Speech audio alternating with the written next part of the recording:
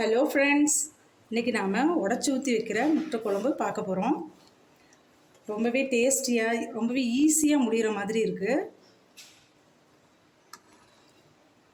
எப்பொழுதும் முட்டையை ஒரே மாதிரி செய்யாமல் இந்த மாதிரி டிஃப்ரெண்ட்டாக செஞ்சு பாருங்கள். சப்பாத்தி, புரோட்டா, இட்லி, தோசைன்னு எல்லாத்துக்குமே ஒரு நல்ல ஒரு சைடிஷ்ஷு. வாங்க ஃப்ரெண்ட்ஸ், எப்படி செய்கிறதுன்னு பார்க்கலாம்.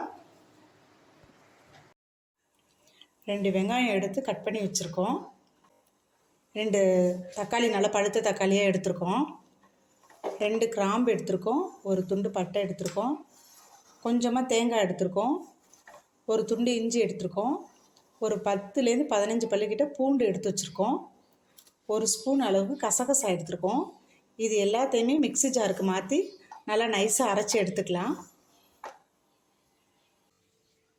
எல்லாத்தையும் மிக்ஸி ஜாருக்கு மாற்றிக்கலாம்.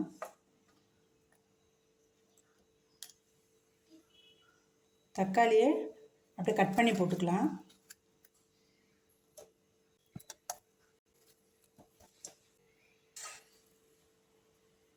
ஒரு கடாயை அடுப்பில் வச்சுக்கலாம்.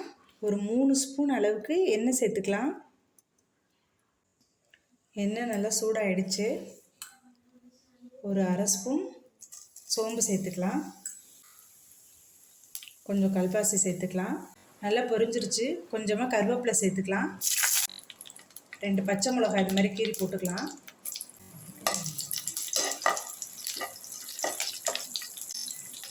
நம்ம அரைச்சி வச்சுருக்கதை இதில் சேர்த்துக்கலாம். அப்படியே மிக்ஸி ஜார் கழுவி கொஞ்சம் தண்ணி ஊற்றிக்கலாம். கொஞ்சமாக தண்ணி சேர்த்துக்கோங்க. இது ரொம்ப தண்ணியாக இருந்தால் நல்லா இருக்காது, நல்லா கெட்டியாக இருந்தால் தான் நல்லாயிருக்கும். அரை ஸ்பூன் மஞ்சள்தூள் சேர்த்துக்கலாம். 1.5 ஸ்பூன் மிளகாத்தூள் சேர்த்துக்கலாம். 2 ஸ்பூன் மல்லித்தூள் சேர்த்துக்கலாம். 1 ஸ்பூன் கரம் மசாலா சேர்த்துக்கலாம். தேவையான அளவுக்கு உப்பு சேர்த்துக்கலாம். இதை நல்லா கலந்து விட்டுக்கோங்க. நல்லா கலந்து விட்டாச்சு. இது நல்லா கொதி வரட்டும். ஒரு 10 நிமிஷம் மூடி போட்டு மூடி வச்சுக்கலாம். நல்லா கொதி வரட்டும். அப்போ தான் மசாலாவோட வாசனை இல்லாமல் இருக்கும். இப்போ இது நல்லா கொதி வந்துருச்சு. முட்டையை உடச்சி அப்படியே ஊற்றிக்கலாம்.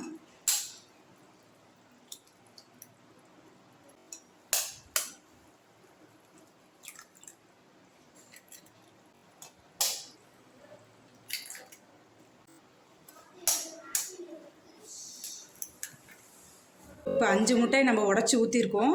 அப்படியே அடுப்பை நம்ம சிம்மில் வச்சுட்டு ஒரு 5 மினிட்ஸ் வேகட்டும். இப்போ பாருங்கள், கொதி வந்துட்டுருக்கு. மூடி போட்டதுக்கப்புறமா அப்படியே விட்டுருங்க, கிளற வேண்டாம்.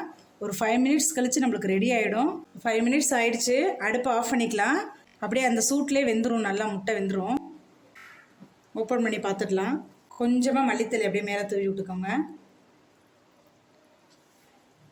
அவ்வளோதான் ஃப்ரெண்ட்ஸ், நம்மளுக்கு சுவையான மணமான உடச்சி ஊற்றிய முட்டை குழம்பு ரெடியாக இருக்குது. இதே மாதிரி நீங்களும் வீட்டில் ட்ரை பண்ணி பார்த்துட்டு எப்படி இருக்குன்னு கமெண்ட் பாக்ஸில் கமெண்ட் பண்ணுங்கள். நம்ம சேனலை சப்ஸ்கிரைப் பண்ணலைன்னா சப்ஸ்கிரைப் பண்ணுங்கள். சின்னதாக ஒரு லைக் கொடுங்க.